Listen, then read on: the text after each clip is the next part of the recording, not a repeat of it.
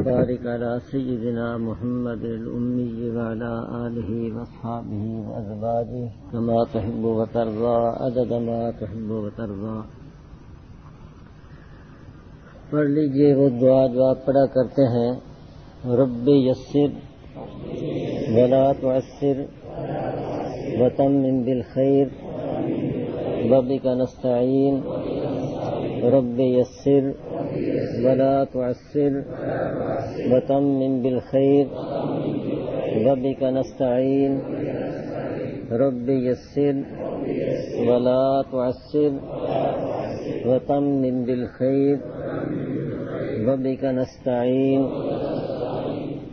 اللهم صل وسلم وبارك على سيدنا محمد الأمي وعلى آله وصحابه وأزواجه كما تحب وترضى عدد ما تحب وترضى.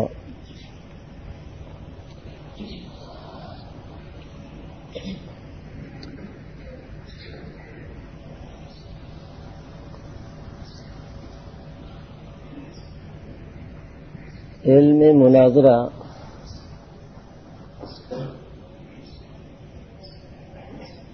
بعض حالات میں فرض کفایہ ہے.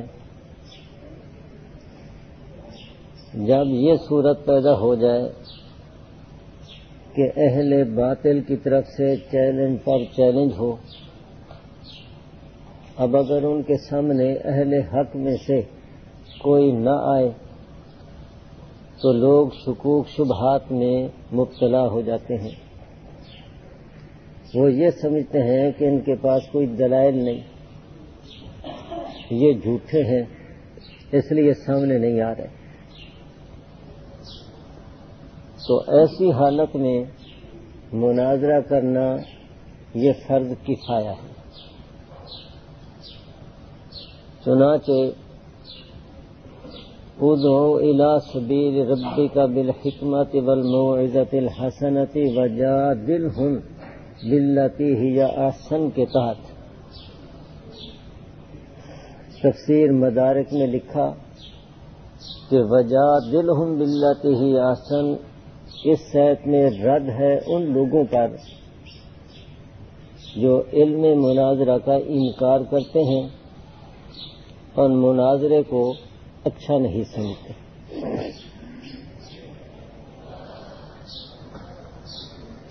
اور ہمیشہ اہل باطل کی طرف سے چیلنج بازی ہوتی ہے.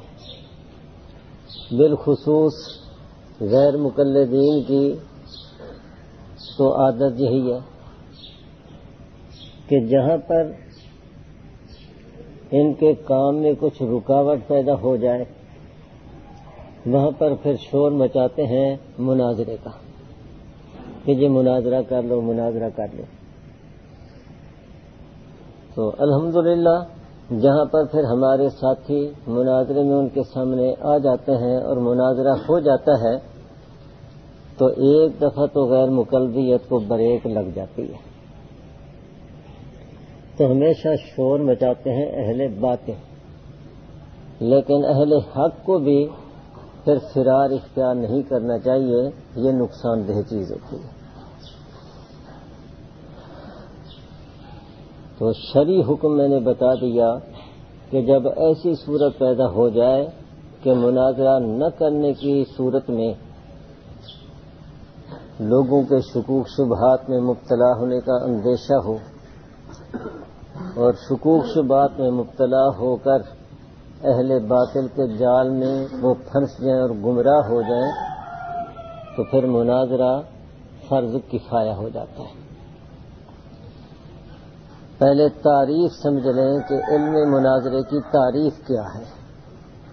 علم مناظرہ کی ایک ہے مناظرہ اور ایک ہے علم مناظرہ. اس پر مستقل ایک رسالہ ہے رشیدیہ. اس کے پھر آگے کئی حواشی ہیں, کئی کتابیں ہیں. توضیح طلبی اور اصول کی کتابوں میں آپ نے اس کا نام پڑھا علم الجدل. اسی کو کہا جاتا ہے علم المناظرہ. لکھ لیں علم المناظرہ ہوا علم یعرف بہ کیفیت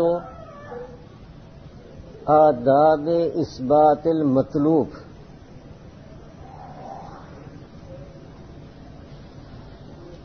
او نفی دلیل ہی مع الخصم الباحث عن کیفیت البحث من کونہ صحیحا او سقیما.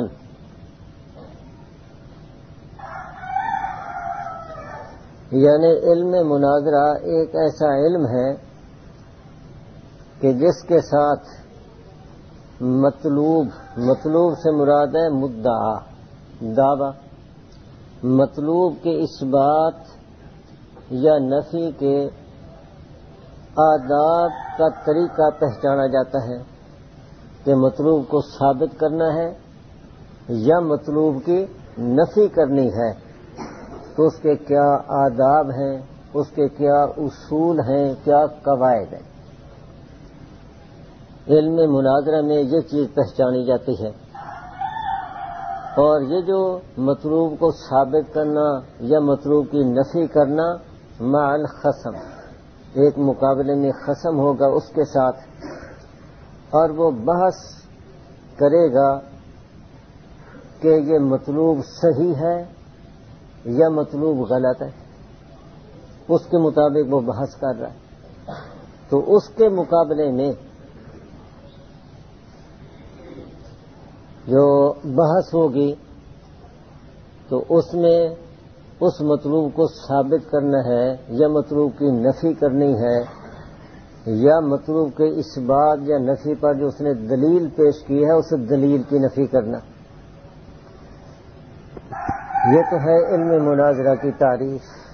اور علم مناظرہ کا موضوع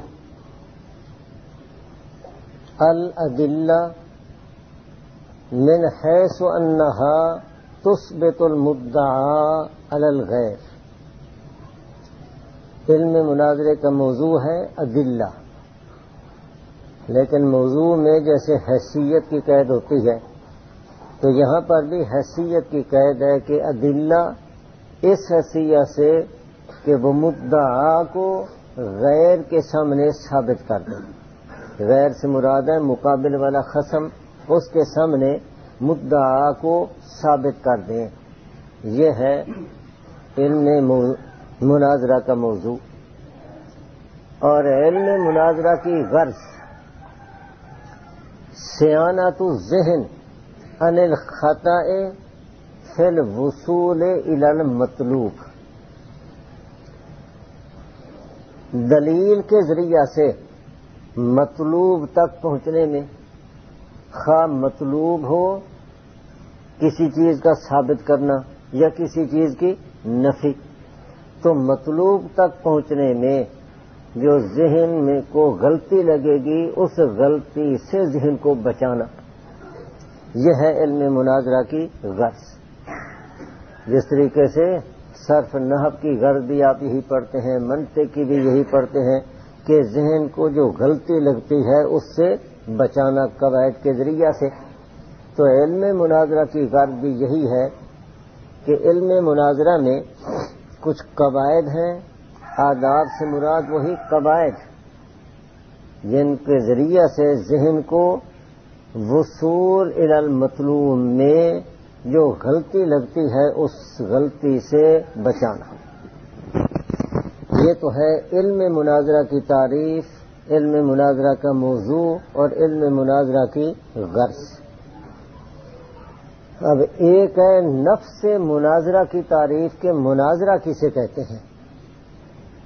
تو مناظرہ کی تعریف یہ ہے توجہ الخصمین فی النسبت بین الشیئین اظہارا للصواب. خصمین یہ دو مناظر ہو گئے، دو مقابل ہو گئے، ان کا متوجہ ہونا دو چیزوں کے درمیان نسبت میں، دو چیزیں محکوم علیہ محکوم بہی یا موضوع اور محمول، ان کے درمیان جو نسبت ہے، یہ نسبت کبھی ہوتی ہے اس بات والی، کبھی ہوتی ہے نفی والی۔ اس بات والی جس طریقے سے کہ مثلا غیر مقلدین وہ یہ دعویٰ کرتے ہیں آج کل کہ نماز میں رفع یدین فرض ہے، اور ہم کہتے ہیں کہ نماز میں رفع یدین فرض نہیں، تو انہوں نے اس بات کا دعویٰ کیا، ہماری طرف سے نفی کا دعویٰ ہے۔ تو دو چیزوں کے درمیان نسبت، یہ نسبت کبھی اثباتاً اور کبھی نفیاً، تو نسبت اثباتی یا نسبت منفی جو دو چیزوں کے درمیان ہے، ان کی طرف خصمین کا متوجہ ہونا، کیوں؟ اظہاراً للثواب، دونوں کی نیت یہ ہونی چاہیے کہ اس میں جو درست پہلو ہے، حق پہلو ہے، وہ ظاہر ہو جائے، مقصود ہو اظہار ثواب۔ یہ تو ہے مناظرے کی تعریف۔ مناظرے کو مناظرہ کیوں کہتے ہیں؟ تو بعض حضرات تو یہ کہتے ہیں کہ مناظرہ کو مناظرہ اس لیے کہتے ہیں کہ یہ مشتق ہے نظیر سے، نظیر سے، تو اس کا مطلب یہ ہوا کہ دونوں مناظر ایسے ہونے چاہیے جو علم کے لحاظ سے ہم پلہ ہوں، دونوں برابر کے ہوں، دونوں ایک دوسرے کی نظیر ہوں، مناظر کا یہ مطلب۔ اس لیے کہ جب مقصد یہ ہوگا کہ دلائل کا دلائل کے ساتھ مقابلہ ہو، دلائل کو دلائل کے ساتھ ٹکرایا جائے اور دونوں بحث کریں، تو یہ اسی وقت ہی درست اور حق پہلو سامنے آ سکتا ہے جب دونوں علم کے لحاظ سے برابر ہیں۔ اس لیے اس کو مناظرہ کہتے ہیں، یا اس لیے کہ یہ مشتق ہے نظرن سے، اور نظرن کا معنی ہوتا ہے غور و فکر کرنا، تو اس میں اشارہ ہوگا کہ مناظرہ میں دونوں مناظرین کو چاہیے کہ خوب غور و فکر سے کام لیں، سطحی باتیں، سطحی دلائل یہ نہ ہوں، بلکہ خوب غور و فکر کر کے اور حقیقت تک پہنچیں اور وہی پھر لوگوں کے سامنے لائیں۔ اور بعد نے یہ کہا کہ یہ مشتق ہے نظر سے، لیکن نظر کا معنی رؤیت، پھر مقصد یہ ہوگا مناظرہ، اس لیے مناظرے کو مناظرہ کہا جاتا ہے کہ دونوں مناظر اس طریقے سے بیٹھیں کہ ایک دوسرے کو یہ دیکھ سکے، ایک دوسرے کو دیکھ سکے، نشست ایسی ہونی چاہیے۔ یا یہ مشتق ہے نظر بمعنی الانتظار سے، کیا مطلب؟ دونوں مناظر بیک وقت نہ اکٹھے بولنا شروع کر دے بلکہ ایک بات کرے تو دوسرا خاموشی سے سنے اور اپنے وقت کا انتظار کرے، جب اس کا وقت پورا ہو جائے پھر دوسرا بولے، ورنہ بیک وقت دونوں بولنے والے ہوں، سننے والا کوئی بھی نہ ہو وہ اس کی نہ سنے، وہ اس کی نہ سنے، تو مناظرہ کیسے ہوگا؟ یہ ہے مناظرہ۔ اور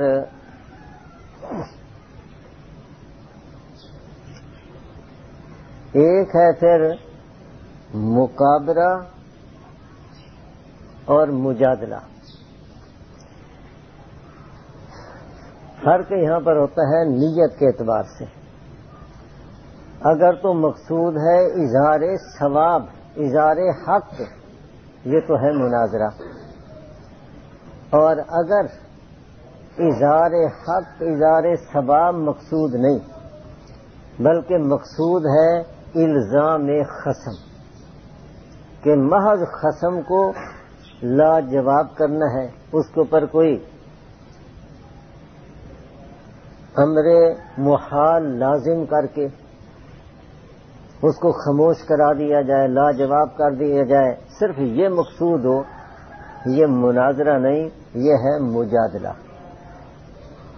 تو مجادلہ ہوا، اظہار ثواب مقصود نہیں، الزام خصم مقصود ہے۔ اور اگر اظہار ثواب بھی مقصود نہیں اور الزام خصم بھی مقصود نہیں،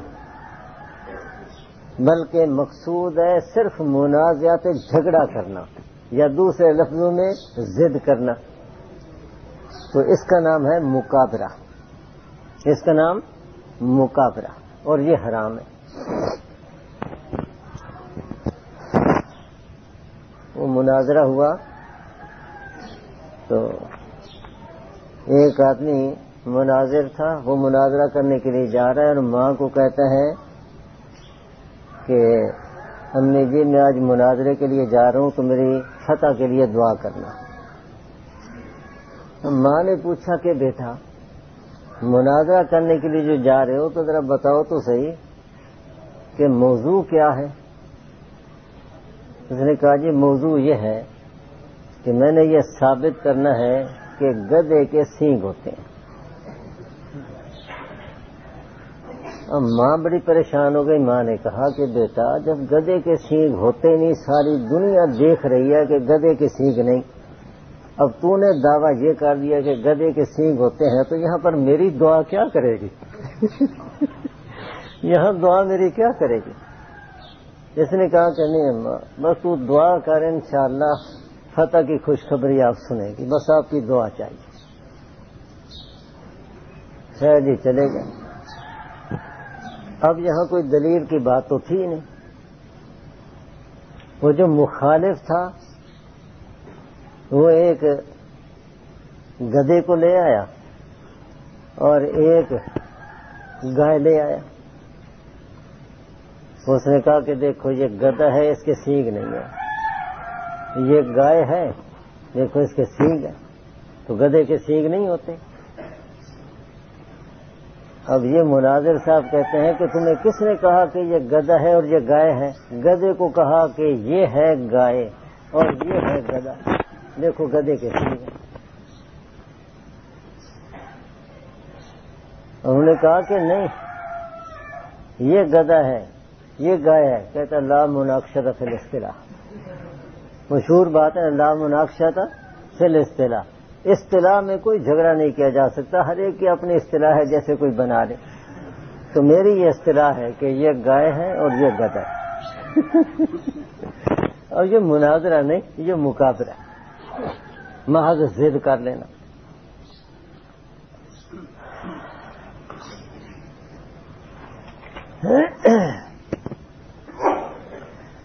اب آگے طریقہ ہے مناظرہ۔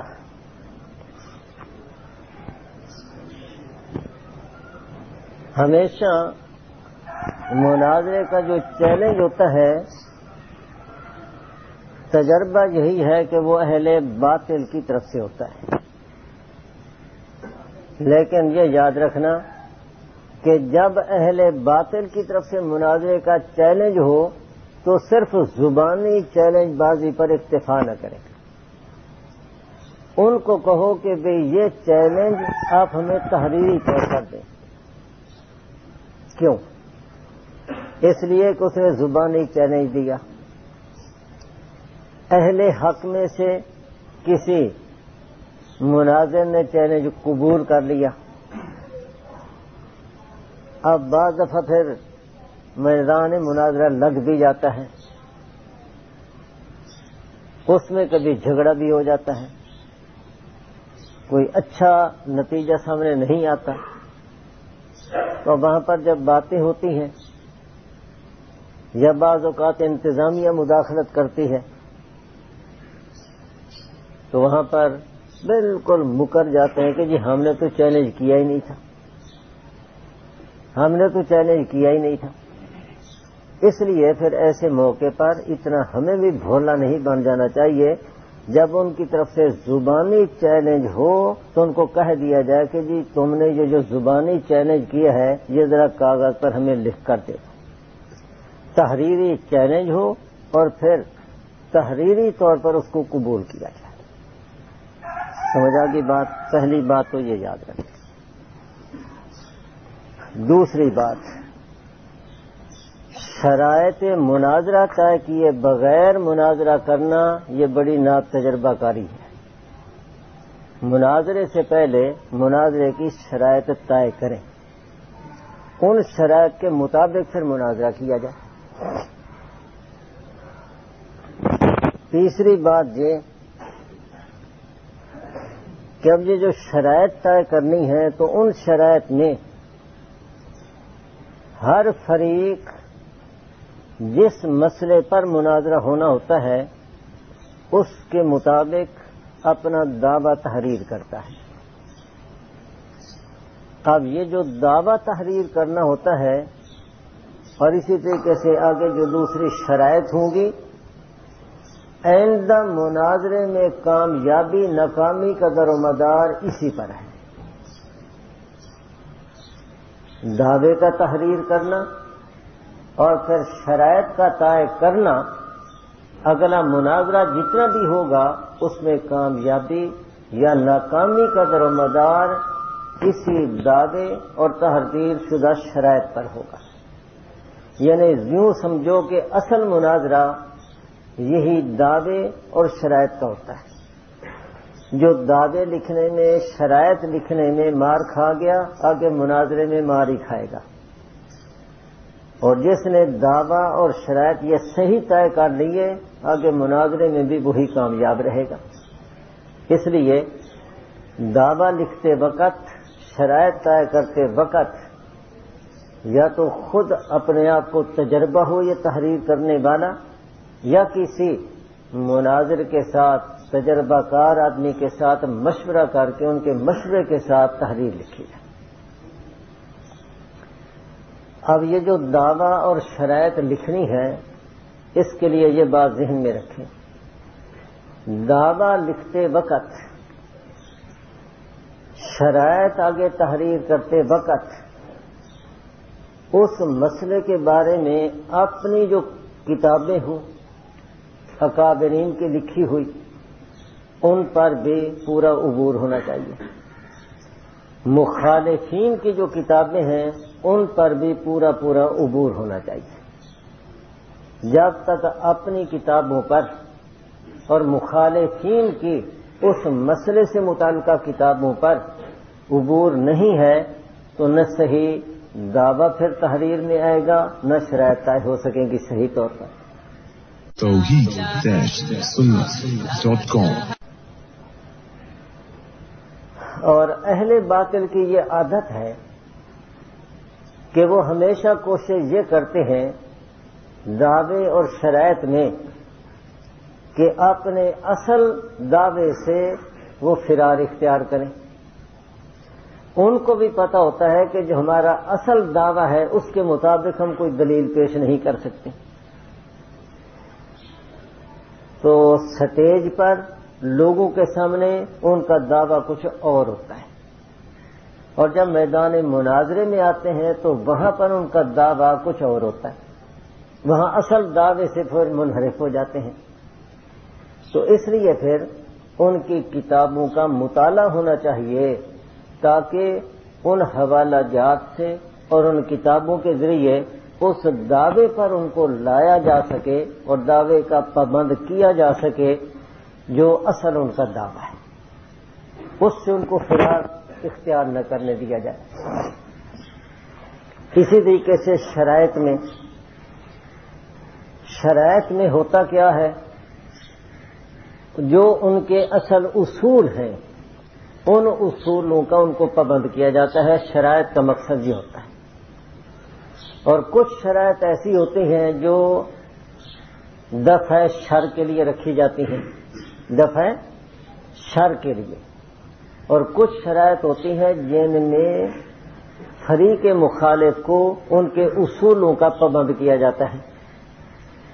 اور یہ بھی اہل باطل کی عادت ہے کہ ویسے بڑے پرکشش اپنے اصول بنا بنا کر لوگوں کے سامنے ذکر کریں گے، جی ہمارا یہ اصول ہے، ہمارا یہ اصول ہے، ہمارے مذہب کی بنیاد ان اصولوں پر ہے، اور جب میدان مناظرہ میں آئیں گے اور ہم کہیں گے کہ جب ان اصولوں کی کرو پابندی، اب وہاں پر پابندی نہیں کریں گے، تو شرائط میں ایک تو ان کو اپنے اصولوں کا پابند کیا جائے، اور دوسری کچھ شرطیں ہوتی ہیں جو مناظرے میں جھگڑا فساد اس کے سد باب کے لیے، اسی کو میں کہہ رہا ہوں دفع شر کے لیے۔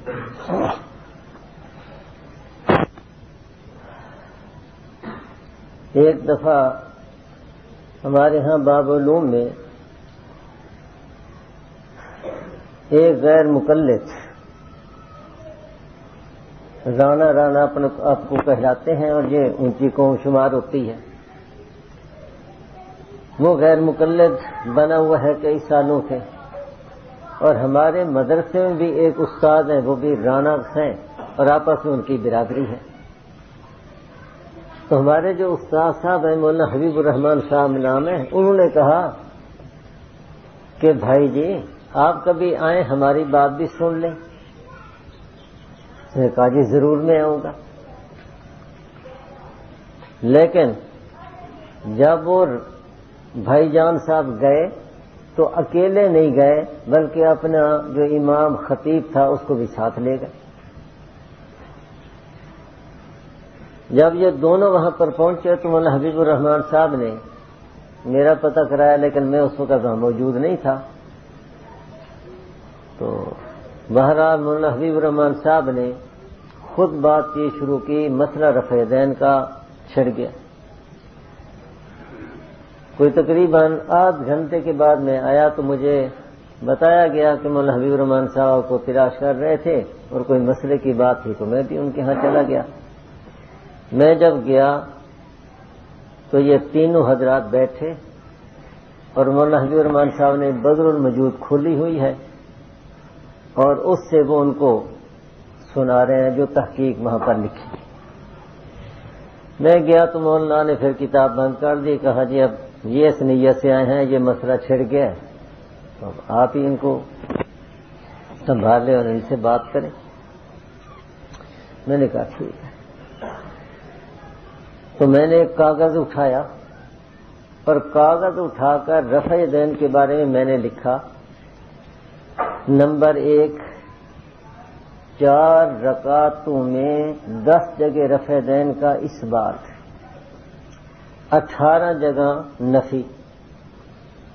یہ میں بعد میں تفصیل سے بتاؤں گا، فی الحال مثال دے رہا ہوں سمجھانے کے لیے۔ 10 جگہ رفع دین کا اثبات 4 رکعتوں میں، اور 18 جگہ کی نفی۔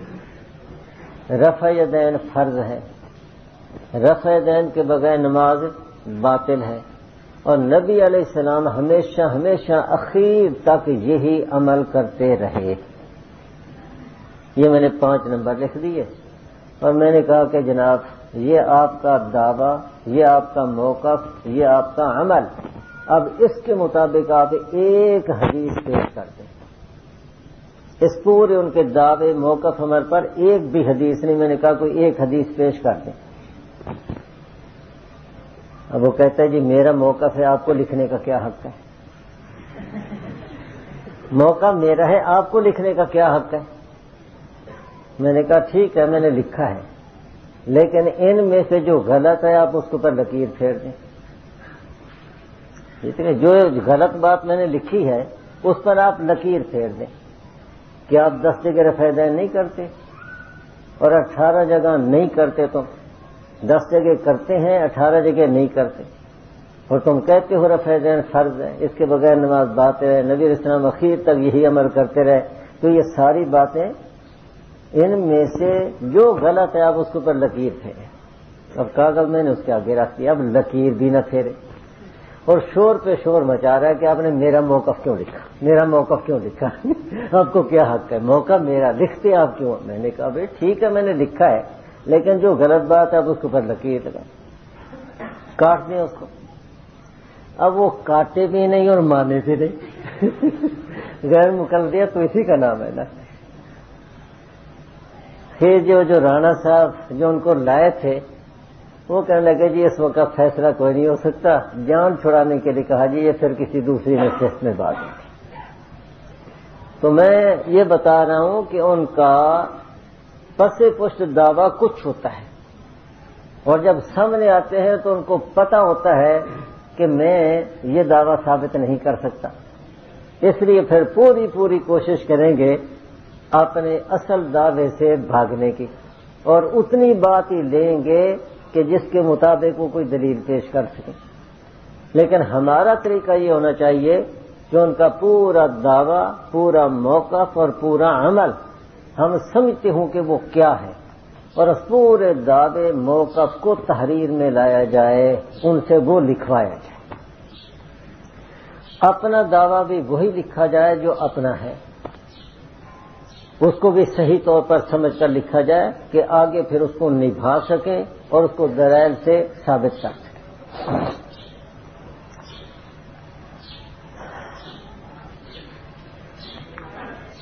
اسی طریقے سے بعض دفعہ اب رفع یدین کے مسئلے میں ہمارے ناتجربہ کار ساتھی یوں کہہ دیتے ہیں، غیر مقلدین کی تو عادت ہوتی ہے، وہ یہ ساری چال بازیاں سمجھتے ہیں۔ وہ کیا کہیں گے، یہ اسی رفع یدین یہ حدیث دکھاواں گے، رفع یدین حدیث ہی دکھاواں گے، اور آپ لوگ منع کی حدیث دکھائیں۔ اب وہ یوں مقابلہ بنا لیں گے کہ ہم رفع یدین کا ثبوت دکھاتے ہیں، تم رفع یدین کی نفی منع دکھاؤ کہ نبی پاک نے منع کیا ہو۔ اس انداز سے جو اب تحریر لکھے گا اور ان سے لکھوائے گا، یہ انتہائی ناتجربہ کاری۔ جھگڑا یہاں پر ثبوت کا ہے ہی نہیں، ثبوت عدم ثبوت کا، ثبوت عدم ثبوت کا نہیں۔ اسی طریقے سے وہ کہیں گے کہ جی ہم دکھاتے ہیں فاتحہ کے بغیر نماز نہیں ہوتی، تم دکھاؤ کہ فاتحہ کے بغیر نماز ہو جاتی ہے۔ یہ بھی ان کا دھوکہ ہوتا ہے۔ اب وہ کہیں گے لا صلاۃ الا بفاتحۃ الکتاب، لا صلاۃ لمن لم یقرأ بأم القرآن۔ دیکھو صاف حدیث میں آ گیا کہ فاتحہ کے بغیر نماز نہیں ہوتی، اب تم دکھاؤ کہ فاتحہ کے بغیر ہو جاتی ہے۔ لیکن اس مسئلے میں بھی جو اس انداز سے ہمارا کوئی آدمی تحریر لکھے گا اور مناظرہ طے کرے گا، یہ انتہائی ناتجربہ کاری ہوگی۔ اصل یہ ہے کہ ہمیں اس مسئلے میں بھی یہ انداز اختیار کرنا چاہیے، قرات خلف الامام اور قرات خلف الامام پر دوام یا ترک، قرات خلف الامام پر دوام یا ترک، اس کی پوری حقیقت جب یہ مسئلہ آئے گا وہاں میں سمجھاؤں گا۔ اب وہ ثابت کریں گے قرات خلف الامام پر دوام، اور ہم ثابت کریں گے ترک۔ اصل اس مسئلے کا عنوان یہ ہے۔ اب اگر یہ عنوان ہوگا تو وہ 5 منٹ بھی سامنے نہیں چل سکتا، اور اگر یہ عنوان ہوا وہ کہے جی ہم دکھاتے ہیں کہ فاتحہ کے بغیر نماز نہیں ہوتی، تم دکھاؤ کہ فاتحہ کے بغیر ہو جاتی ہے، یہ بنیادی سرے سے غلط ہے۔ تو اس لیے دعویٰ تحریر کرتے وقت، شرائط تحریر کرتے وقت اپنی کتاب اس مسئلے کے متعلق اپنی بھی کتابیں دیکھی جائیں، زیادہ سے زیادہ ان کی کتابیں بھی دیکھی جائیں، اور پھر اس کے بعد دعویٰ متعین کیا جائے اپنا بھی اور ان کا بھی، ان سے وہی دعویٰ لکھوایا جائے جو ان کا اصل دعویٰ ہے، اور اس کے مطابق پھر شرائط۔ کتنی باتیں میں نے بتا دی؟ 3۔ چوتھی بات یہ ہے کہ غیر مقلدین کو ان کے اصول کا پابند کیا جائے. غیر مقلدین حضرات کا دعویٰ یہ ہے اہل حدیث کے دو اصول اطیع اللہ و اطیع الرسول. اہل حدیث کے دو اصول فرمان خدا اور فرمان رسول، یہ ان کا دعویٰ ہے، تو اس کا ان کو پابند کیا جائے.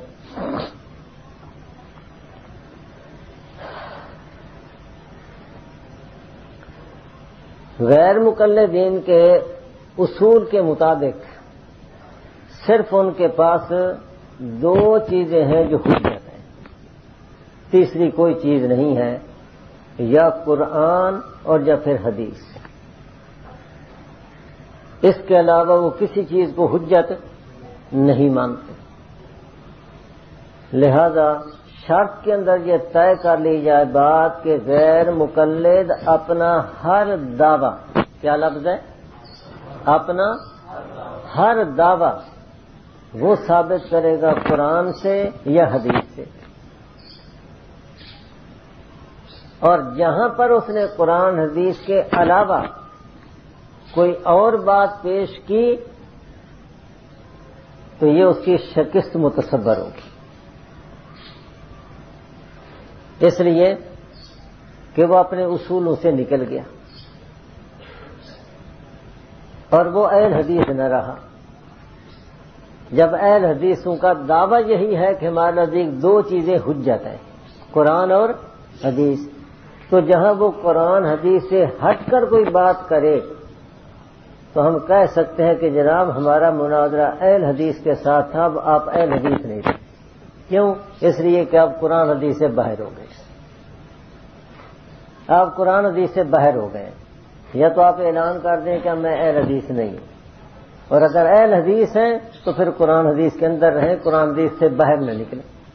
تو جو بھی دعویٰ کرے وہ ثابت کرے یا قرآن سے یا پھر حدیث سے.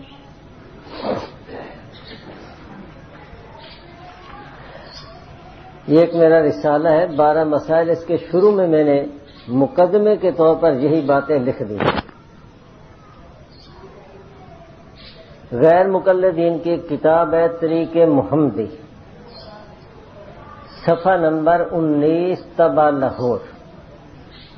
ایک یہاں کراچی کی چھپی ہوئی ہے، اس کا بریق خط ہے، پرانا خط ہے، تو اس میں صفحہ پہلے آئے گا.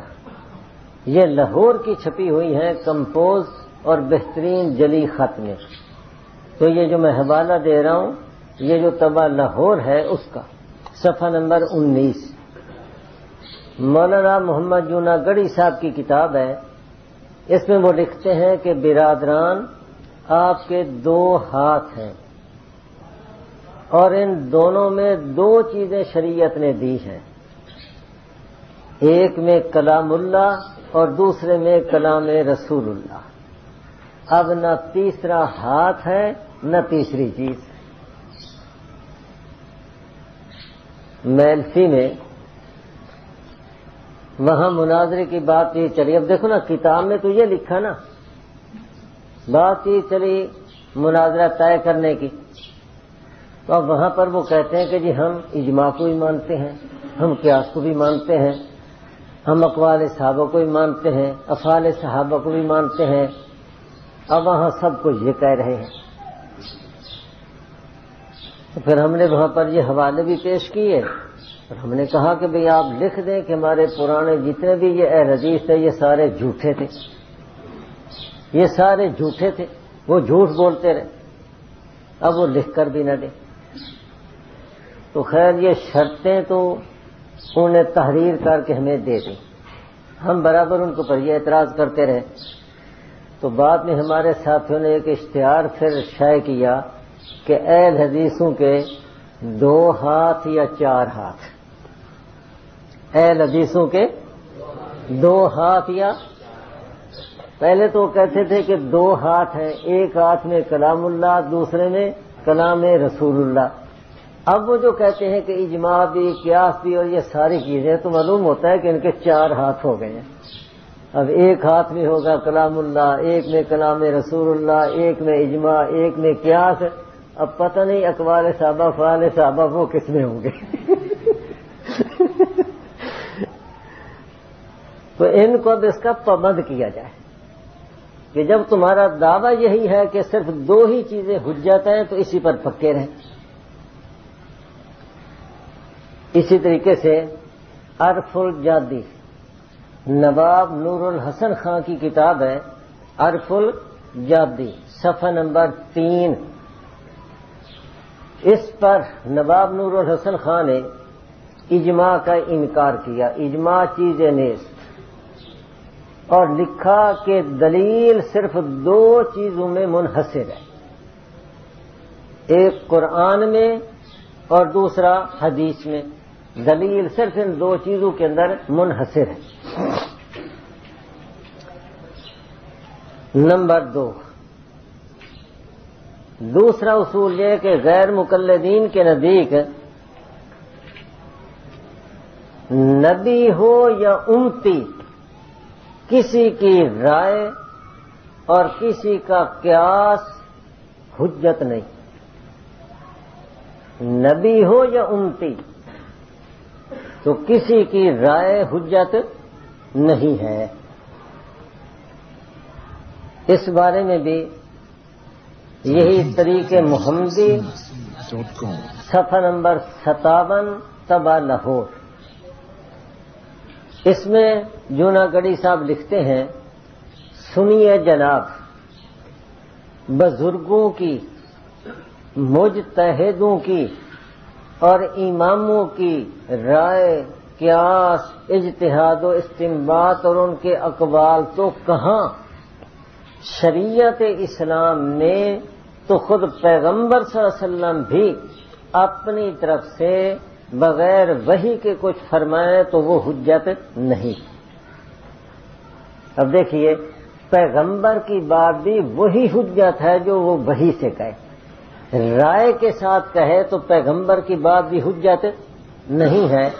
تو جب غیر مقلدین کے نزدیک پیغمبر کی رائے بھی حجت نہیں ہے تو پھر امتی کی رائے کیسے حجت؟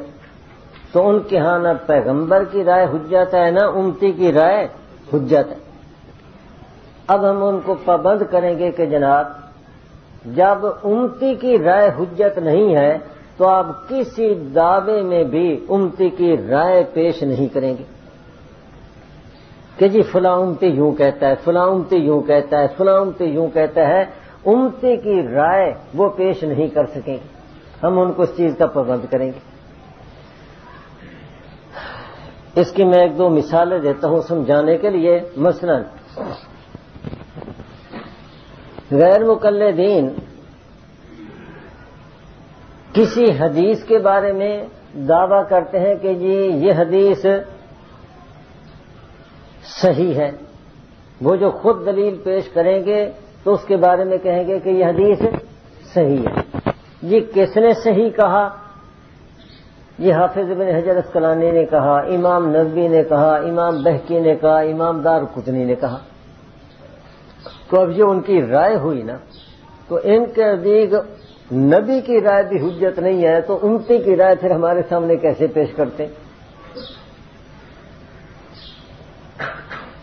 اسی طریقے سے ہم جب کوئی حدیث پیش کریں گے جی یہ ضعیف ہے, بھائی ضعیف ہے, اس کو کس نے کہا ہے, کیسے ضعیف ہے کہ جس کو ضعیف کہا امام نووی نے, اس کو ضعیف کہا ابن حزم نے, اس کو ضعیف کہا ابن قیم نے, اس کو ضعیف کہا فلاں نے فلاں نے. ہم کہیں گے کہ جناب وہ امتی ہے اور تمہارے ہاں نبی کی رائے بھی حجت نہیں, تو پھر یہ رائے تمہارے ہاں حجت کیسے ہے؟ ان کی رائے کی بنیاد پر تم کیسے حدیث کو ضعیف کہتے ہو اور کیسے حدیث کو رد کر سکتے ہو؟ یہ تو رائے تمہارے ہاں حجت ہی نہیں ہے. وہ کہیں گے جی لا صلاۃ لمن لم یقرأ بأم القرآن, جس نے ام القرآن کو نہیں پڑھا اس کی نماز نہیں. یہ تو حدیث اور اس کا ترجمہ. اب آگے کہتے ہیں کہ جناب اس میں یہ جو ہے نا لمن لم یقرأ مان یہ عام ہے,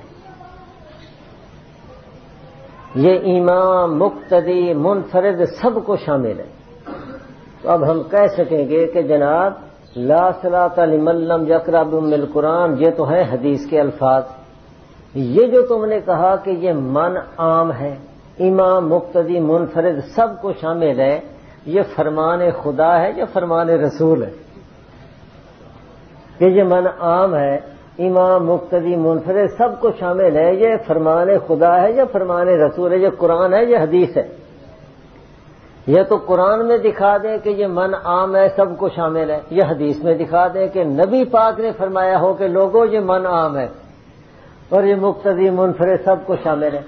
اور اگر اللہ نے بھی نہیں کہا، نبی نے بھی نہیں کہا، بعض شافعیہ لوگوں نے کہا، وہ امتی ہے، اور تمہارے ہاں نبی کی رائے حجت نہیں ہے، تو امتی کی رائے پھر کیسے پیش کرتے ہو؟ کسی امتی کی رائے پیش نہیں کر سکیں گے، کیونکہ ان کے یہاں نبی کی رائے حجت نہیں، تو امتی کی رائے حجت کیسے ہو سکتی ہے؟ تیسرا ان کا اصول، اور یہ یاد رکھیں مولانا جونا گڑھی صاحب یہ اتنے عظیم ان کے آدمی ہیں کہ اب جو سعودیہ سے احسن التفاسیر وہ تقسیم کرتے ہیں حج کے موقع پر، تو محمد جونا گڑھی صاحب کا ہی ترجمہ ہے، یہ اتنے ان کے معتبر آدمی۔ تیسری بات یہ کہ غیر مقلدین کے ہاں تقلید شرک ہے، تقلید حرام ہے، یہ ان کا ایک اصول ہے۔ چنانچہ ابو الحسن محی الدین غیر مقلد، جس نے فقہ کے بارے میں بدگمانی پیدا کرنے کے لیے کتاب لکھی الظفر المبین، 100 مسئلے فقہ کے لکھے، اور ہر مسئلے کے بارے میں کہا کہ جی یہ مسئلہ فلاں حدیث کے خلاف ہے، فلاں حدیث کے خلاف ہے، تو جو فقہ اور حدیث کا تضاد ٹکراؤ اس نے دکھایا کہ حنفی امام ابو حنیفہ کا مسئلہ لیتے ہیں اور محمد رسول اللہ کی اس کے مقابلے میں حدیث چھوڑ دیتے ہیں۔ الظفر المبین اس نے کتاب لکھی، اس کے مقدمے کے اندر صفحہ 20 پر اس نے لکھا، الظفر المبین صفحہ نمبر 20۔ پہلے یہ کتاب نایاب تھی، اب چھپ چکی ہے، ملتی ہے۔ اس میں لکھتے ہیں اور اس بات میں کچھ بھی شک نہیں، اور اس بات میں کچھ بھی شک نہیں کہ تقلید خواہ ائمہ اربعہ میں سے کسی کی ہو، خواہ ان کے سوا کسی اور کی، شرک ہے۔ یعنی ائمہ اربعہ میں سے کسی امام کی تقلید ہو یا ان کے علاوہ کسی اور کی، شرک ہے۔ تو اس میں انہوں نے تقلید کو شرک کہا۔ اسی طریقے سے جونا گڑھی صاحب کی ایک کتاب ہے سراج محمدی، سراج محمدی صفحہ نمبر 47، طبع لاہور۔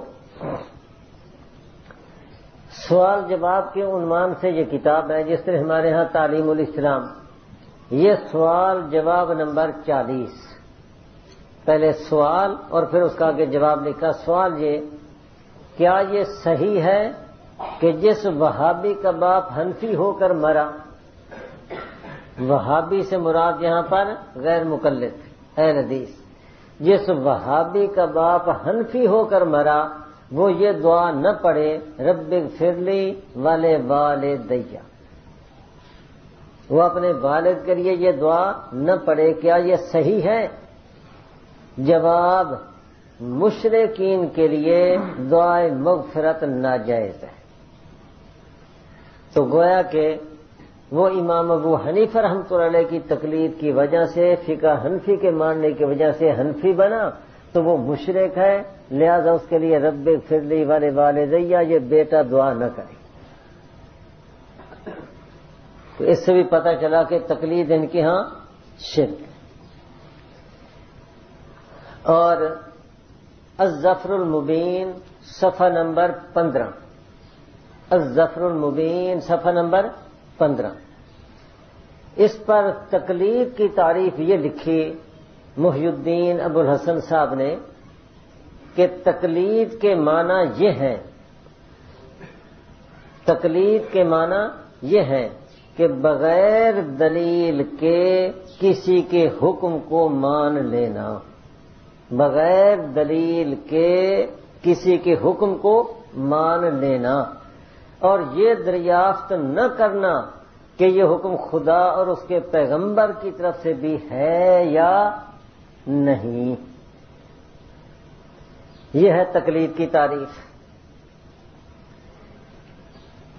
ایک ہمارے دوست ہیں وہاڑی کے علاقے میں، مولانا عطا اللہ صاحب، جو اس کے نائب میں تھے، تو وہ ایک گاؤں میں ہے، 31 چک ہے، اور ان کے قریب ہی غیر مقلدوں کی مسجد ہے۔ وہاں پر ایک غیر مقلد مولوی صاحب گئے، انہوں نے جا کر بڑی بد زبانی کی، اور مولانا عطا اللہ صاحب ماشاءاللہ بڑے دلیر اور صاحب علم آدمی ہیں۔ یہ چلے گئے غیر مقلدوں کی مسجد میں۔ ابھی مولوی صاحب مسجد میں بیٹھے تھے، یہ وہاں گئے اور انہوں نے جاتے ہی جا کر کہا، ثناء اللہ غیر مقلد مولوی کا نام تھا، کہ مولوی ثناء اللہ تینوں نہ تے کلمہ آندا ہے نہ کلمے دا معنی آندا ہے، تے تو فتوے لا رہے امام ابو حنیفہ رحمۃ اللہ علیہ تے اور حنفیہ تے، نہ آپ کو کلمہ آتا ہے نہ کلمے کا معنی آتا ہے۔ اب وہ کہنے لگا کہ نہیں مجھے آتا ہے، کلمہ بھی آتا ہے معنی بھی آتا ہے۔ انہوں نے کہا کہ اچھا پڑھ۔ اب انہوں نے بھی سکیم بنا رکھی تھی کہ میں نے کیا کارروائی کرنی ہے، پڑھ اور معنی کر، لیکن وہ ڈر کی وجہ سے نہ کلمہ پڑھے نہ کلمے کا معنی کرے، نہ کلمہ پڑھے نہ کلمے کا معنی۔ پھر جی باقی لوگوں نے بھی کہا کہ مولوی صاحب آپ گھبراتے کیوں ہیں، نا پڑھیں نا کلمہ، جب کہہ رہے ہیں کہ مجھے آتا ہے، کلمہ بھی آتا ہے معنی بھی آتا ہے، تو آپ پڑھیں کلمہ، کریں معنی۔ جو سے ڈرتے ڈرتے پڑھا لا الہ الا اللہ محمد الرسول اللہ۔ مولانا نے پوچھا کہ اچھا یہ بتا، یہ جو تو نے پڑھا لا الہ، یہ زبر کیوں پڑھی ہے؟ لا الہ یہ ہا کیوں پڑھا؟ الا اللہ ہو یہ ہو کیوں پڑھا؟ محمد یہ تو نے پیش کیوں پڑھا؟ رسول اللہ یہ کیوں پڑھا؟ ہے کیوں پڑھا؟ جب انہوں نے یہ پوچھا اب وہ اسی پر گھبرا گیا، آخر میں تھی تے کلمہ نہ پڑھتا، میں تھی تے کلمہ نہ پڑھتا، بھی تو میرے کو پوچھنا۔ اب وہ پہلے تو یہ نہ بتا سکا، تو مولانا نے کہا کہ جب تجھے اس کی دلیل نہیں آتی تو معلوم ہوتا ہے نا کہ تو تقلید کر رہا ہے۔ یہ کسی کی تقلید کر کے تو پڑھ رہا ہے، خواہ تقلید باپ کی کرے، خواہ ماں کی کرے، خواہ استاد کی کرے، جیسے تجھے انہیں بتایا ویسے ہی تو پڑھ رہا ہے، اور بغیر دلیل کے پڑھ رہا ہے، کوئی تیرے پاس دلیل نہیں ہے۔ کہا کہ اچھا مانا کر۔ اب جب یہ کہ مانا کر، میں نہیں کرتا، میں نہیں کرتا، یہ آخنا کہ منو منتا ہے تیرے مانا آندا نہیں، آخر نہیں آندا ہے پر کرتا نہیں۔ اب اس نے مانا اخیر ڈرتے ڈرتے مانا کیا، نہیں ہے کوئی معبود۔ نے پوچھا یہ نہیں ہے کس کا معنی ہے؟ تو کہتا ہے جی یہ جو ہے نا لا، اس کا معنی نہیں۔ ان کا کیا دلیل ہے؟ آخر یہ لغت ہی لکھا ہے۔ انہوں نے کہا لغت جو لکھا ہے نا تو لغت والے نہ خدا ہے نہ خدا کے رسول ہے۔ تمہارے ہاں تکلیف یہی ہے نا کہ بغیر دلیل کے کسی کا حکم مان لینا، اور یہ نہ پوچھنا کہ یہ اللہ رسول کی طرف سے بھی ہے یا نہیں۔ تو نے لا کا یہ معنی تو پڑھ لیا، لیکن نہ اللہ نے یہ کہیں معنی بتایا نہ نبی نے بتایا۔ اللہ نے کہیں نہیں کہا کہ لا کا یہ معنی کرنا، نبی نے نہیں کہا کہ لا کا یہ معنی ہے۔ یہ اہل لغت کی تو تقریر کر رہا ہے، اور تو ابھی کہہ رہا تھا تقریر میں کہ تقریر شرک ہے، شرک ہے، تو مشرک بنے بیٹھے۔ اب انہوں نے کہا کہ اچھا آگے معنی کر، ہاتھ جوڑ کر بیٹھ گیا، میرے کو معنی نہ کرا۔ تو اب دیکھو نا، جب تقلید کا خود یہ معنی بتا رہے ہیں کہ بغیر دلیل کے کسی کا حکم مان لینا اور یہ دریافت نہ کرنا کہ یہ حکم خدا اور اس کے پیغمبر کی طرف سے بھی ہے یا نہیں، یہ تقلید ہے۔ تو ایک جگہ ڈیرہ غازی خان میں مولا امین صاحب رحمۃ اللہ علیہ میرا اکٹھا پروگرام تھا، تو ایک مضمون میرے ذہن میں گردش کرتا رہتا تھا، لیکن کبھی سٹیج پر میں نے بیان نہیں کیا تھا۔ وہاں پر دل میں یہ بات آئی کہ آج حضرت موجود ہیں تو ان کی موجودگی میں بیان کرتا ہوں، یہ بعد میں حضرت مجھے سمجھا دیں گے، غلطی ہوگی تو مجھے متنبہ کر دیں گے، سمجھا دیں گے، صحیح ہوا تو تائید فرما دیں گے۔ تو میں نے خطبہ پڑھا، خطبہ پڑھنے کے بعد میں نے کہا کہ بھی دیکھو، رفع یدین کا مسئلہ اہم ہے یا ایمان کفر کا مسئلہ اہم ہے؟ تو سب نے کہا جی ایمان و کفر کا۔ کہا کہ اگر آج کوئی کافر مسلمان ہو تو اس کو آپ کلمہ سکھائیں گے یا رفع یدین سکھائیں گے؟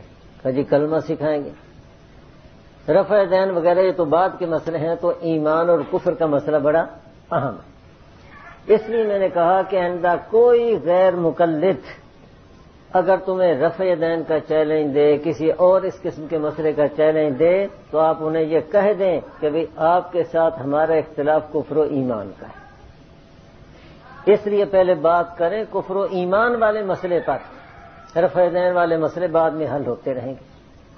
اب کفر و ایمان والا مسئلہ کیسے؟ تو میں نے حوالوں کے ساتھ بتایا، کتابیں میرے پاس تھیں کہ دیکھو ان کے ہاں تقلید شرک ہے، جیسے میں نے ابھی حوالہ بتایا زفر میں تقلید ان کے ہاں شرک ہے۔ جب تقلید شرک ہے تو اب یہ فتویٰ ہوا ان کا، دلائل میرے، میں دلائل سے ثابت کروں گا کہ سب سے بڑے مقلد یہ ہیں، دلائل میرے ہوں گے، فتویٰ ان کا، تو میں ثابت کروں گا کہ اپنے فتوے کے مطابق یہ سب سے بڑے مشرک ہیں۔ تو اس لیے پہلے اپنا ایمان ثابت کریں، رفع یدین کا مسئلہ بعد میں حل ہو جائے گا۔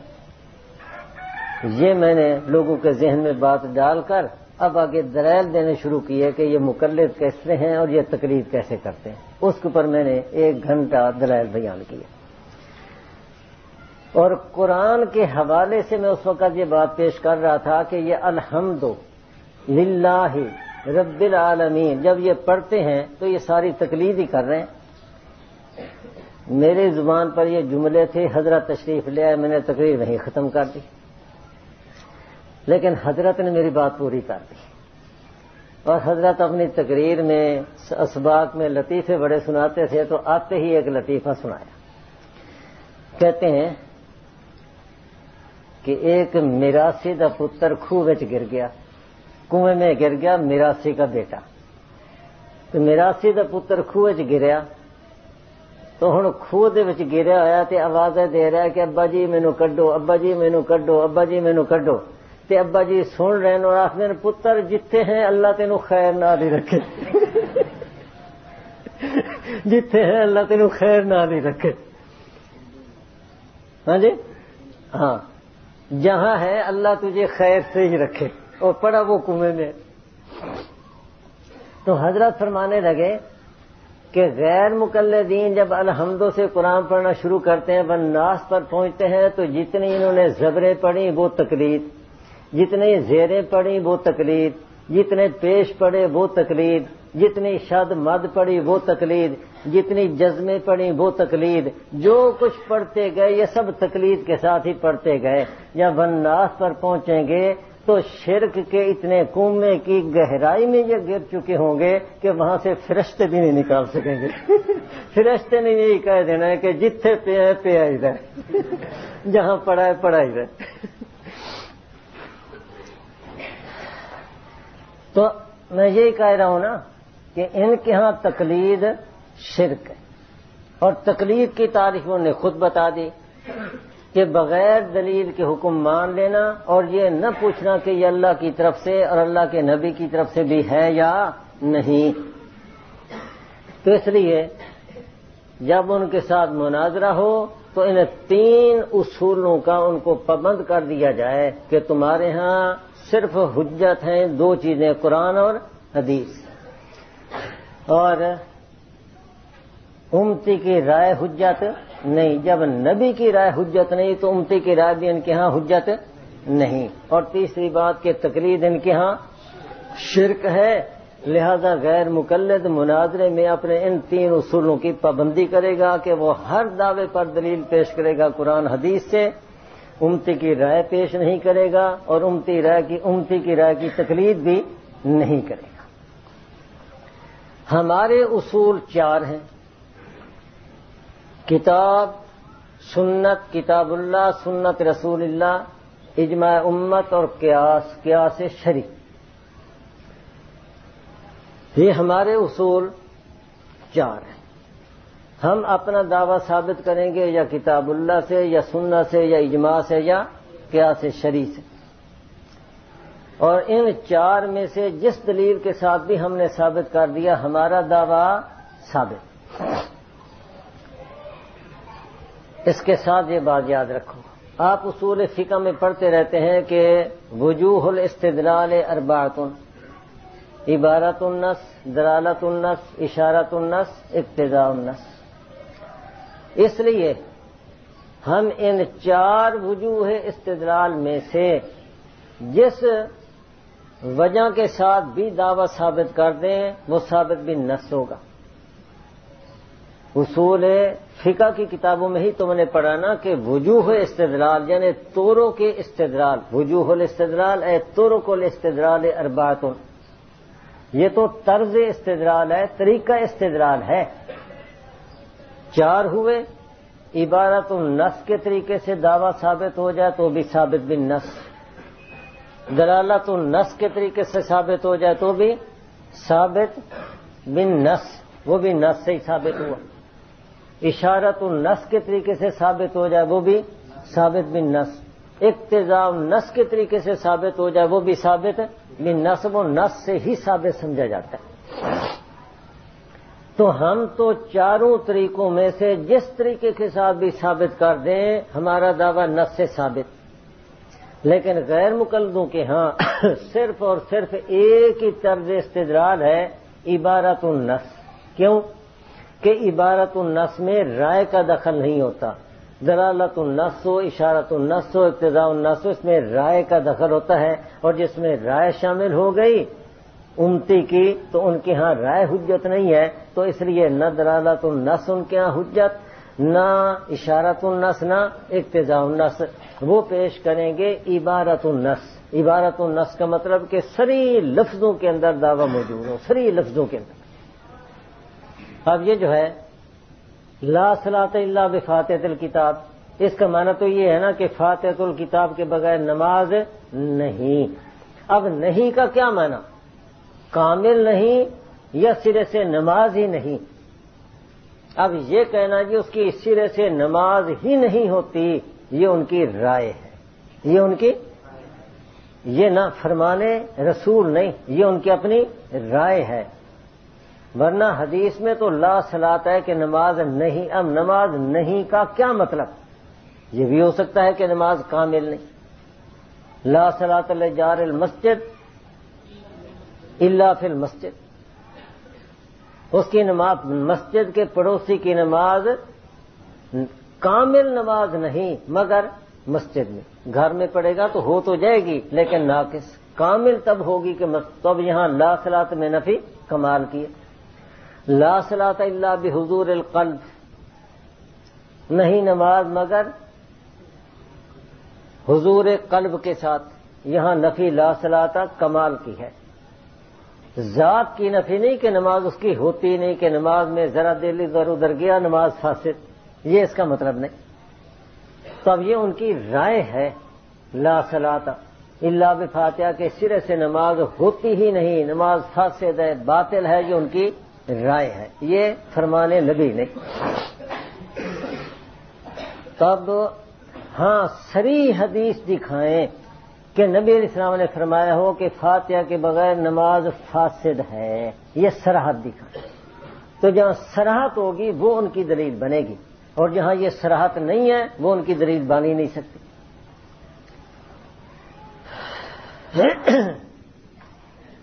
ہم چاروں طریقوں میں سے جس طریقے کے ساتھ بھی استدلال کریں ہمارا دعویٰ ثابت، اس لیے کہ ہمارے ہاں چاروں حجت ہیں۔ یہ اصول فقہ کے اندر آپ حضرات نے پڑھا۔ یہ تو ہیں اصولی باتیں جو ان کے ساتھ ہم نے طے کرنی ہے۔ اب کچھ ہیں شرائط ایسی جو دفع شر اور دفع فساد کے لیے ہوتی ہیں۔ مثلا مناظرے کے لیے جگہ ایسی مقرر کی جانی چاہیے جو غیر مقلدوں کی مسجد، بیٹھک، کوٹھی، مکان، دکان یہ نہ ہو۔ کیوں؟ غیر مقلدین کی عادت ہوتی ہے کہ جب دیکھتے ہیں کہ ہمارا مناظر کمزور ہو رہا ہے تو پھر یہ جھگڑا شروع کر دیتے ہیں۔ جب جھگڑا ہوگا تو ہمیشہ جب کسی کے گھر میں کوئی جا کر جھگڑا کرتا ہے تو قصوروار وہاں جانے والا ہوتا ہے، گھر والا نہیں۔ قصوروار ٹھہریں گے ہم ہی کہ تم یہاں کیوں آئے۔ ہمیں ہر کوئی کہے گا تم یہاں کیوں آئے، ان کی مسجد تھی تم کیوں آئے، ان کی دکان تھی تم کیوں آئے، ان کا مکان تھا تم کیوں آئے۔ تو جو اوپر سے آ کر کوئی جھگڑا کرتا ہے قصوروار وہ بنتا ہے۔ اس لیے کبھی ان کی مسجد، دکان، مکان، کوٹھی اس میں نہ ہو۔ مناظرہ ہو تو غیر جانبدار جگہ مقرر کی جائے۔ ہماری جگہ میں نہیں آتے تو ایسی جگہ ہو جو غیر جانبدارانہ ہو۔ پھر مناظرے میں ہمیشہ یہ ہوتا ہے کہ ایک تو ہوتا ہے مناظر، ایک ہوتا ہے معاون مناظر، تیسرا ہوتا ہے صدر مناظر۔ مناظر اصل تو وہ ہے جس نے آگے گفتگو کرنی ہے۔ معاون مناظر اس لیے ہوتا ہے کہ مناظر کے لیے یہ مشکل ہوتی ہے بات کہ وہ گفتگو بھی کرے اور پھر موقع پر کتاب بھی اٹھائے، صفحات بھی نکالے۔ اس لیے معاون مناظر کا کام یہ ہوگا کہ مناظر گفتگو کرے تو وہ کتابیں اٹھا کر دے، حوالے نکال کر دے۔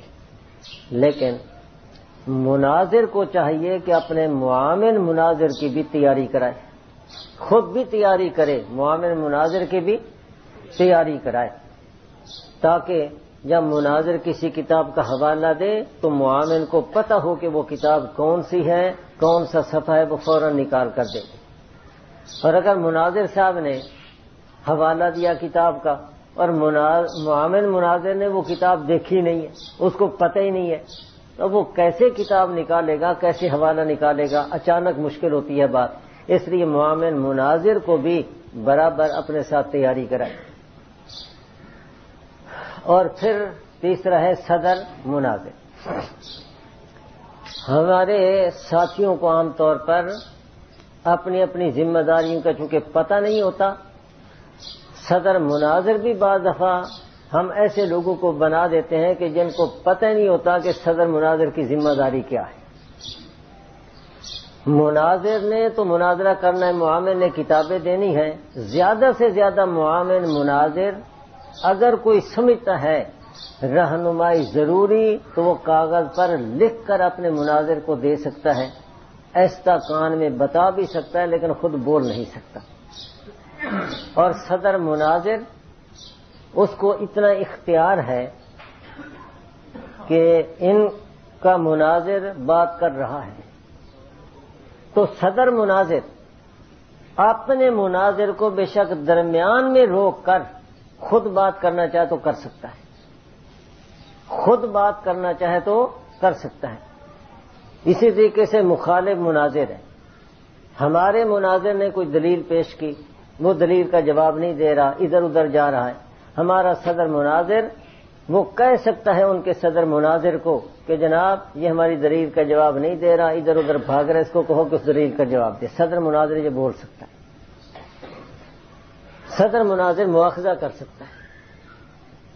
ہمارے مناظر نے ایک مطالبہ کیا، وہ جواب نہیں دے رہا، یہ اپنے مناظر کو کہہ سکتا ہے کہ بھائی ہماری بات کا وہ جواب نہیں دے رہا، آپ بیٹھے، ہم اپنا وقت بھی تجھے دیتے ہیں، اس بات کا جواب دے۔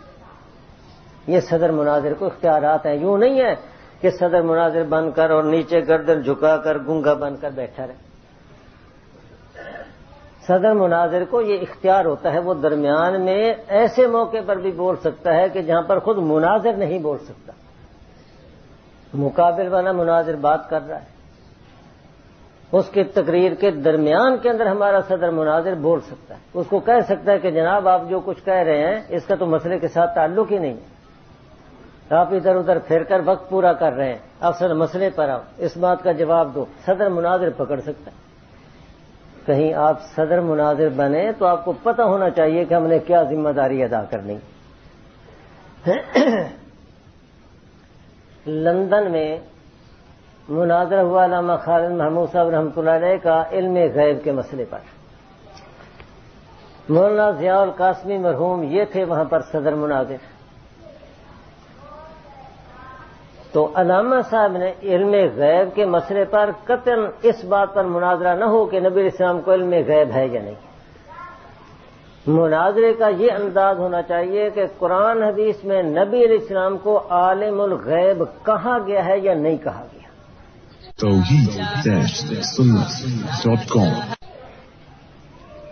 عالم الغیب کہا گیا ہے یا نہیں کہا گیا. کہیں ثابت کر دیں کہ نبی علیہ السلام کو قرآن میں یا حدیث میں عالم الغیب کہا گیا ہو، جس طرح یہ کہتے ہیں کہ اسحاد نبی عالم الغیب. میلاد کے موقع پر جب جلوس یہ ربیع الاول میں جلوس نکالتے ہیں نا تو نعرے لگاتے ہیں، اسحاد ادھر پنجاب اسحاد نبی حاضر ناظر، اسحاد نبی عالم الغیب، اسحاد نبی مختار کل. تو یہ نعرے لگاتے ہیں عالم الغیب. تو کہیں قرآن حدیث میں عالم الغیب کہا گیا ہے تو کوئی آیت یا حدیث پیش کریں. اب علامہ صاحب نے یہ مطالبہ کیا اور جو مخالف تھا اس نے جو ان کی معروف آیتیں ہیں وہ پڑھنی شروع کر دی، فلا یظہر علی غیبہ احدا وغیرہ وغیرہ. علامہ صاحب کھڑے ہونے لگے تو قاسمی صاحب نے کہا حضرت بیٹھیں. قاسمی صاحب کھڑے ہو گئے. انہوں نے کہا کہ ہمارا مطالبہ یہ ہے کہ آپ ایسی آیت پڑھیں جس میں نبی کو عالم الغیب کہا گیا ہو، ایسی حدیث پڑھیں جس میں نبی پاک کو عالم الغیب کہا گیا ہو. تو کیا اس نے کوئی آیت پڑھی ہے، کوئی حدیث پڑھی ہے؟ لوگ اس کو کیا اس آیت کے اندر ہے کہ نبی عالم الغیب ہے؟ کسی آیت کے اندر یہ بات ہے تو پہلے وہ آیت پیش کر، ہمارے علامہ پھر جواب دیں گے. جب تو نے ایسی کوئی، کیونکہ اس نے تو آیتیں کئی ساری پڑھی، علامہ صاحب کھڑے ہوتے ہیں تو لوگ کہیں گے اب یہ جواب کیا دیتے ہیں. ہوتا تو ہے نا دوسرے کا جھوٹا ہونا زہر کیا جائے. تو قاسمی صاحب کھڑے ہو گئے. اب وہ کوئی کھڑا ہوا بریلوی کہ جی آپ مناظر نہیں ہے، تو قاسمی صاحب نے کہا میں صدر مناظر ہوں. مجھے بولنے کا حق ہے، میں صدر مناظر ہوں، مجھے بولنے کا حق ہے. اس لیے میں آپ سے مطالبہ کرتا ہوں کہ آپ وہ آیت یہ حدیث پڑھیں. ہے جی وہ نہ پڑھیں. وہ کہنے کہ جی علامہ صاحب کو کھڑا کرو. کہا جی آیت پڑھیں گے تو انہیں جواب دینا ہے. وہ جواب کے لیے پھر کھڑے ہوں گے، پہلے وہ آیت پڑھیں. اسی پر مناظرہ ختم ہو گیا. تو اس لیے صدر مناظر کی بڑی ذمہ داری ہوتی ہے.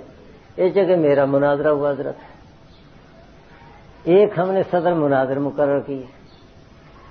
اب میں کبھی یوں صدر مناظر کی طرف دیکھوں، کبھی یوں دیکھوں. صدر مناظر صاحب یوں کر کے جو بیٹھے نا، 3 گھنٹے ہمارا مناظرہ ہوا. جب مناظرہ ختم ہوا تو اس وقت گردن اوپر کے. تو صدر مناظر ایسا نہ بنائے.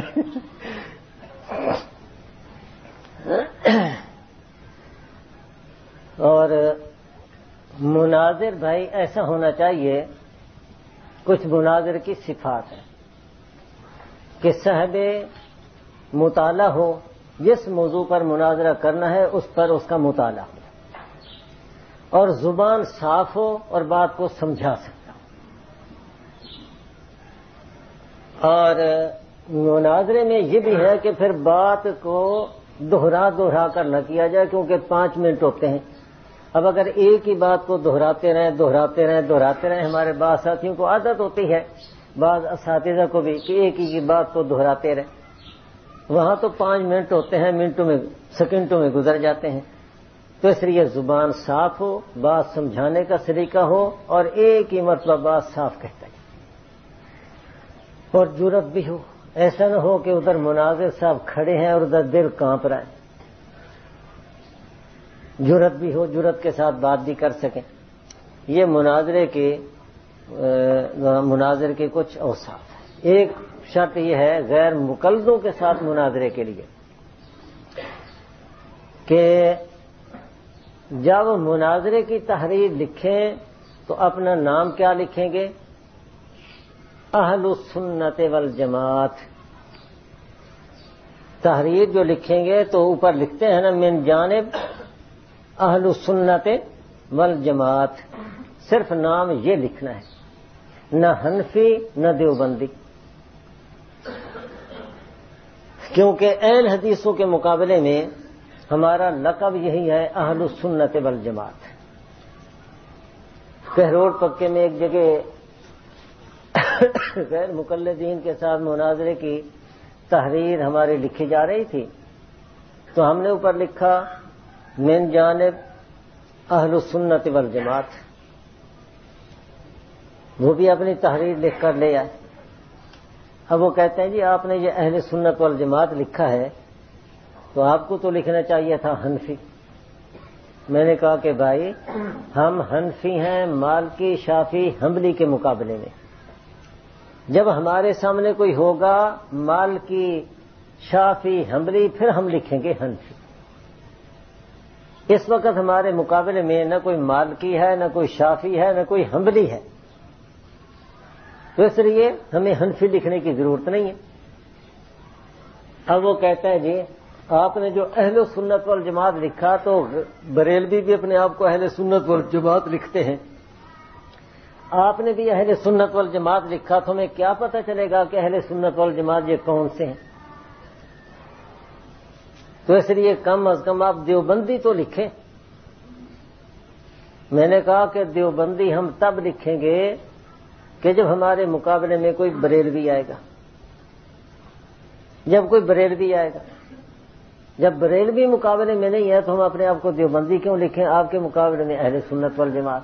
میں نے کہا جی اہل سنت والجماعت تو بریلوی بھی اپنے آپ کو کہلاتے ہیں، تو ہمیں کیا پتہ چلے گا؟ کسی کو کیا پتہ چلے گا؟ میں نے کہا کہ جناب صرف اہل سنت والجماعت کہلانے سے کوئی اہل سنت والجماعت نہیں بن جاتا. عبداللہ بن ابی بھی اپنے آپ کو عبداللہ بن ابی کہلاتا تھا، لیکن وہ عبداللہ بنا نہیں، وہ عبداللہ بنا نہیں. پنجابی چاہتے ہوں نا کہ اگر انی دا نا نور بی بی رکھ دیتا جائے تو اس میں چاننا نہیں نظر آتا. اندھی ہو ندینی اور نہ اس کا رکھ دو نور بی بی، تب اس کو نظر تو نہیں آنے لگ جائے گا. تو صرف اہل سنت والجماعت نام لکھنے سے رکھنے سے بولنے سے کوئی اہل سنت والجماعت نہیں بن جاتا. اور میں نے کہا کہ اگر آپ غور کریں گے غیر مقلدین کو کہا تو بریلوی یہ تمہارے چھوٹے بھائی ہیں، وہ تمہارے چھوٹے بھائی ہیں، تو اپنی نسل کو پہچانو، وہ تمہاری نسل ہے. اس لیے کہ بریلویت شروع ہوتی ہے اس وقت جب وہ فقہ حنفی سے باہر ہو جاتے ہیں، جب امام ابو حنیفہ رحمۃ اللہ علیہ کی تقلید کو چھوڑ دیتے ہیں. دیکھیے آپ حضرات نے فقہ میں نور الازا، قدوری، کنز، شرح وقایا، ہدایہ، اسی طرح اوپر کتاب میں فتاوی عالمگیری، فتاوی قاضی خاں، یہ سارے ہمارے فتاوی کی کتابیں ہیں. لیکن باب الاذان میں کہیں پر بھی نہ انگوٹھے چومنے کا مسئلہ لکھا ہے نہ صلاۃ السلام کا مسئلہ لکھا ہے. کتاب الجمعہ ہے، جمعے کے بعد صلاۃ السلام کا کہیں مسئلہ نہیں لکھا. کتاب الجنائز ہے، جنازے کے بعد کہیں پر بھی دعا نہیں لکھی. تو یہ فقہ کے اندر کہیں بھی نہیں. لہذا یہ ان کے مسائل جو بریلویوں کا تشخص ہے، یہ بریلویوں کے تشخص والے مسائل یہ سارے کے سارے فقہ حنفی سے باہر ہیں. تو فقہ حنفی سے باہر نکلے تو بریلویت شروع ہوئی، اور اگر فقہ حنفی کے دائرے کے اندر رہے تو بریلویت ختم. امام ابو حنیفہ رحمۃ اللہ علیہ کے مقلد بن جائے تو بریلویت ختم.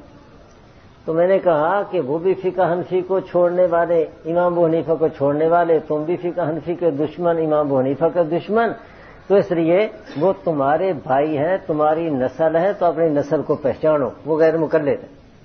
تو ہم نے اخیر اہل سنت والجماعت ہی لکھا، نہ حنفی آگے لکھا نہ دیوبندی لکھا۔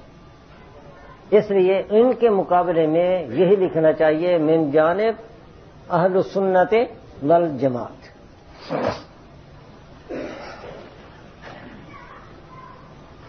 اور یہ جو ہمارا نام ہے اہل السنت والجماعت، یہ احادیث مرفوعہ موقوفہ سے ثابت ہے۔ تفسیر در منصور جلد 2 صفحہ نمبر 23، تفسیر در منصور جلد نمبر 2 صفحہ نمبر 23۔ یہ جو آیت ہے یوم تبیض وجوہ وتسود وجوہ، اس کے تحت حضرت ابن عباس رضی اللہ تعالیٰ عنہ کی اس آیت کے بارے میں تفسیر نقل کی گئی۔ حضرت ابن عباس نے فرمایا تبیض وجوہ وتسود وجوہ، تبیض وجوہ اہل السنت والجماعت وتسود وجوہ اہل البدع والضلالہ۔ اسی طریقے سے حضرت ابن عمر رضی اللہ تعالی عنہ کی حدیث نقل کی مرفوعاً کہ نبی علیہ الصلوۃ والسلام نے اسی آیت کے بارے میں فرمایا تبیض وجوہ اہل السنہ وتسود وجوہ اہل البدع۔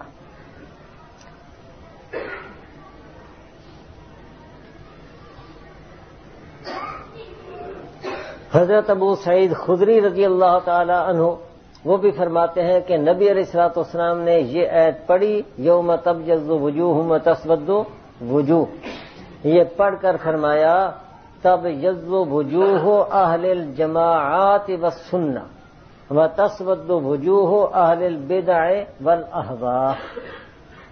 تو یہ اہل السنت والجماعت یہ نام ہے، لقب ہے جو نبی علیہ الصلوۃ والسلام نے اہل حق کو عطا کیا۔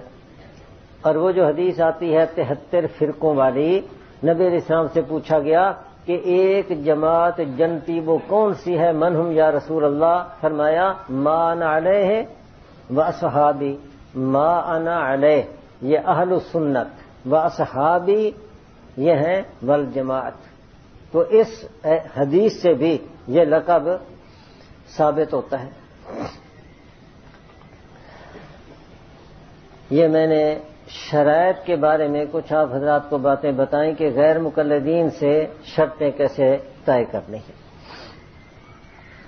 اور ایک شرط اور ہے، اگر وہ طے کر لیں تو غیر مقلد مناظرت و کجا وہ آپ کے سامنے بیٹھ ہی نہیں سکتا، آ ہی نہیں سکتا۔ وہ کیا کہ غیر مقلد حوالہ اس کتاب کا پیش کرے گا جو غیر مقلدین کی لکھی ہوئی ہو، حدیث کی کتاب۔ مقلد کا حوالہ پیش نہیں کرے گا، کیوں؟ اس لیے کہ تقلید ان کے ہاں شرک، مقلد مشرک، تو مشرک کی کتاب سے وہ حوالہ پیش نہیں کرے گا، وہ حوالہ پیش کرے غیر مقلد کی کتاب سے۔ اب سیاستہ گیا، باقی حدیث کی کتابیں گئیں، مشکوٰۃ شریف گئی۔ مشکوٰۃ شریف والے کون ہیں؟ شافعی ہیں۔ مشکوٰۃ شریف صاحب مشکوٰۃ شافعی ہیں۔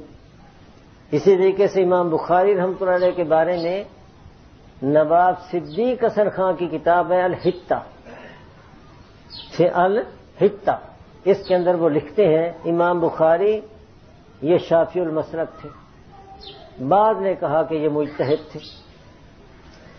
اور امام ابو داؤد رحمۃ اللہ علیہ حنبلی، باقی چاروں امام ترمذی، امام نسائی، امام ابن ماجہ یہ ہیں شافعی۔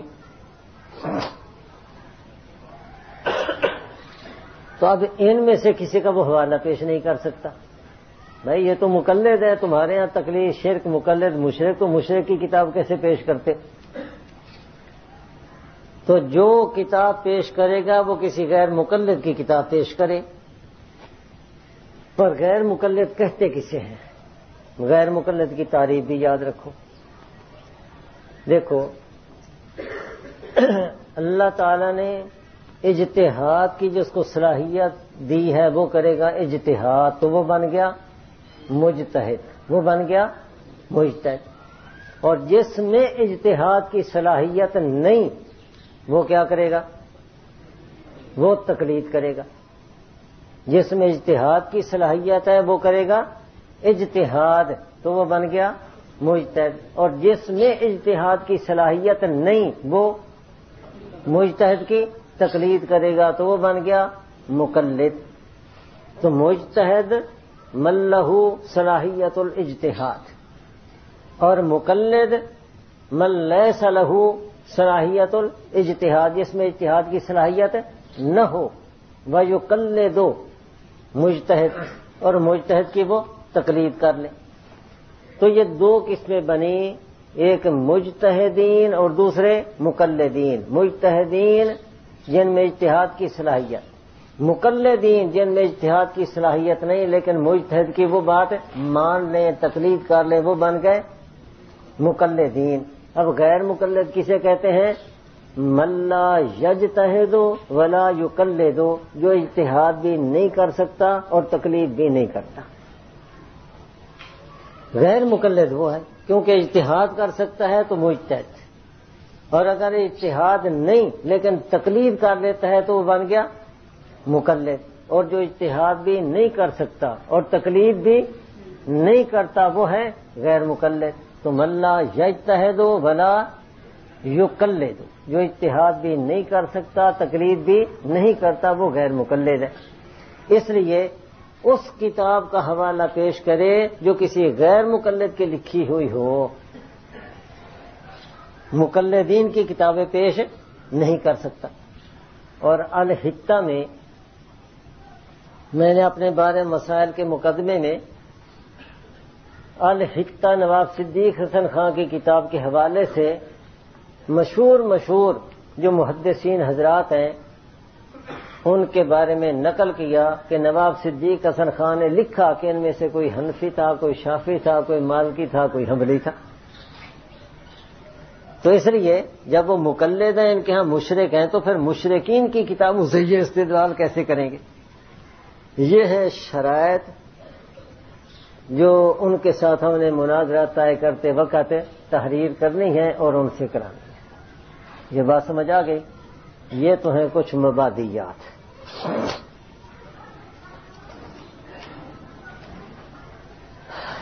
پہلا موضوع، یہ موضوع جو میں لکھوا رہا ہوں، تاریخ غیر مقلدیت، اس کی ضرورت کیا پیش آئی؟ غیر مقلدین کا دعویٰ یہ ہے کہ اہل حدیث مذہب یہ نبی علیہ الصلوۃ والسلام کے زمانے سے آ رہا ہے، اور جو مذاہب اربع ہیں یہ پیدا ہوئے بعد میں. لہذا حق مذہب وہ ہوگا جو نبی علیہ السلام کے زمانے سے آ رہا ہے،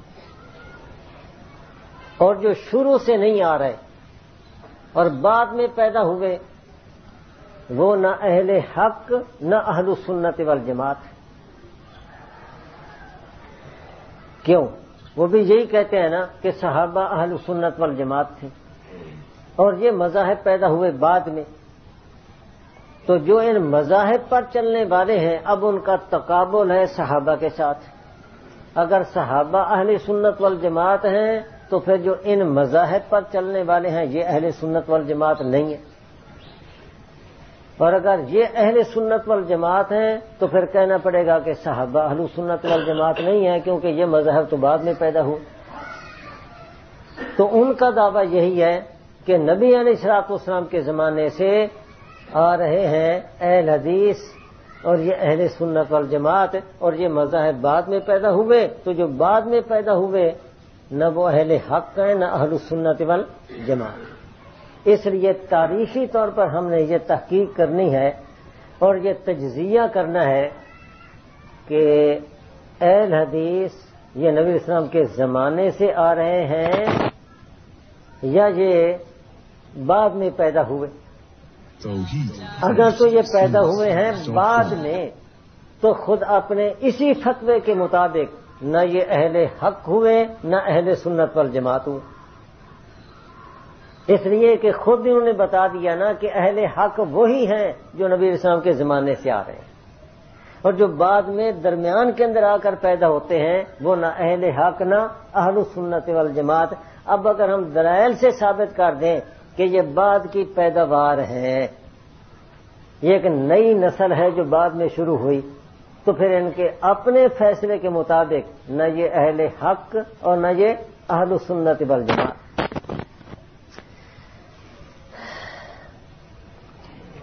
اب دیکھیے اہل الحدیث یہ جو لفظ ہے اس کا معنی کیا ہے؟ اور غیر مقلدین نے یہ اہل حدیث کا جو میں معنی بتا رہا ہوں اس تاریخ کے لیے یہ بات ضروری ہے تاکہ غیر مقلدین کا یہ دھوکہ نہ چل سکے۔ وہ کیا؟ انہوں نے کئی کتابیں لکھی، ایک یہاں کراچی سے رسالہ چھپا اہل حدیث قدیم، اہل حدیث کی قدامت، چھوٹا سا رسالہ ان کا رسالہ ہے، ہم اہل حدیث کیوں ہیں؟ تو اس میں انہوں نے دھوکہ یہ کیا کہ حدیث کی کتابوں میں یا بعض دیگر کتابوں میں جہاں جہاں یہ لفظ ہے اصحاب الحدیث، اہل الحدیث، عند المحدثین، وہ سارے حوالے جمع کیے اور جمع کر کے یہ کہا کہ معلوم ہوتا ہے کہ اہل حدیث شروع سے آ رہے ہیں۔